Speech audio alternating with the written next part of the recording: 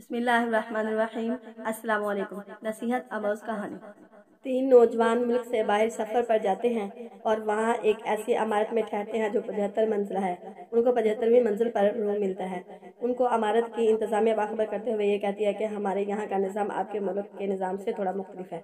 یہاں کے نظام کے مطابق رات کے 10 بجے کے بعد لفٹ کے دروازے بند کر دیے جاتے ہیں، لہٰذا ہر صورت میں آپ کوشش کیجیے کہ 10 بجے سے پہلے آپ کی واپسی ممکن ہو، کیونکہ اگر دروازے بند ہو جائیں تو کسی بھی کوشش کے باوجود لفٹ کھلوانا ناممکن ہوگا۔ پہلے دن وہ تینوں سیر و سیاحت کے لیے نکلتے ہیں مگر رات 10 بجے سے پہلے واپس لوٹ آتے ہیں، مگر دوسرے دن وہ لیٹ ہو جاتے ہیں اور 10:05 پر عمارت میں داخل ہوتے ہیں۔ اب لفٹ کے دروازے بند ہو چکے تھے۔ اب تینوں کو کوئی راہ نظر نہ آئی کہ کیسے اپنے کمرے تک پہنچا جائے، جبکہ کمرہ 75 منزل پر ہے۔ اب تینوں نے یہ فیصلہ کیا کہ سیڑھیوں کے علاوہ دوسرا کوئی راستہ نہیں، یہاں سے ابتدا کرنی پڑے گی۔ ان میں سے ایک نے کہا میرے پاس ایک تجویز ہے۔ انہوں نے پوچھا کیا؟ اس نے کہا یہ سیڑھیاں ایسے چڑھتے ہوئے ہم سب تھک جائیں گے، تو ایسا کرتے ہیں کہ اس طویل راستے میں ہم باری باری ایک دوسرے کو قصہ سناتے ہوئے چلتے ہیں۔ 25 فلور تک کچھ قصے میں سناؤں گا، اس کے بعد باقی 25 فلور تک دوسرا ساتھی قصہ سنائے گا، پھر باقی 25 فلور تک تیسرا ساتھی اسی طرح قصے سنائے گا۔ ہمیں تھکاوٹ کا زیادہ احساس نہیں ہوگا اور راستہ بھی کٹ جائے گا۔ اس پر تینوں متفق ہو گئے۔ اب پہلے دوست نے کہا کہ میں تمہیں لطیفہ اور مزاحیہ قصہ سناتا ہوں جس سے تم سب انجوائے کرو گے۔ جب 25 منزل آ گئی تو دوسرے ساتھی نے کہا کہ اب میں تمہیں قصہ سناتا ہوں، مگر یہ قصے سنجیدہ اور حقیقت پر مبنی ہوں گے۔ تینوں اس پر متفق ہو گئے۔ اب 25 منزل تک وہ سنجیدہ اور حقیقی قصے سناتے ہوئے چلتے رہے۔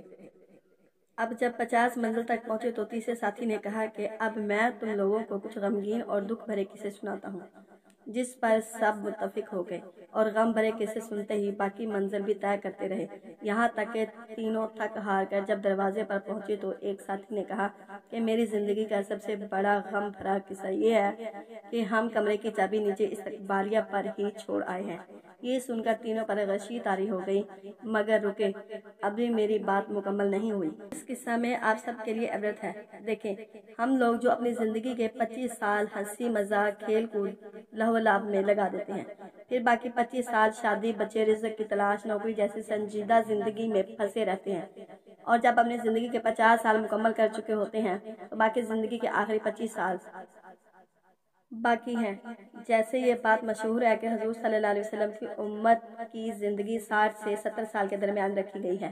بڑھاپے میں مشکلات، بیماریوں، ہاسپٹلز کے چکر، بچوں کے غم اور ایسی ہزار مصیبتوں کے ساتھ گزارتے ہیں، یہاں تک کہ جب موت کے دروازے پر پہنچتے ہیں تو ہمیں یاد آتا ہے کہ چابی اصل تو ہم ساتھ لانا ہی بھول گئے، اس جنت کی چابی جس کو ہم اپنی منزل سمجھتے ہوئے یہ زندگی گزارتے رہتے ہیں۔